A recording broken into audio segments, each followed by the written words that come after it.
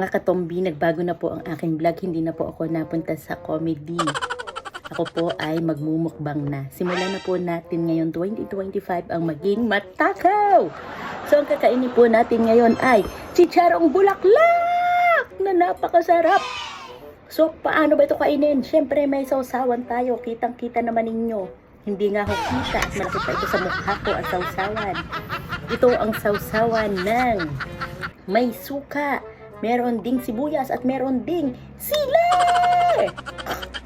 So, kakain na tayo. Yan. Ang pagkasarap-sarap. Isa pa? Isa pa ba? Parne kayo. Galing sarap. Arin na si Charm Bulaklak. Luto ni Ilocana.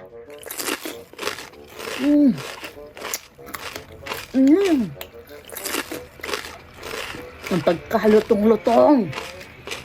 Grabe. Alam nyo ba ang si Charong Bulaklak ay galing sa piglet? Ang pagkain nito ay dapat ikaunti lamang at huwag marami. Dahil baka makatapos ang isang oras kayo ay lupay-pay na. Tawagin sambi na. Kaya kakaunin nyo lang natin ay kaunti, hindi madami. Okay?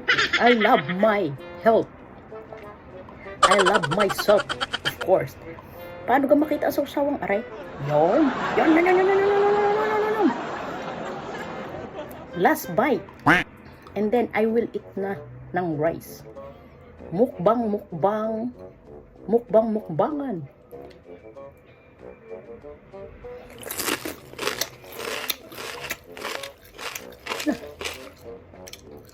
Higop sabaw.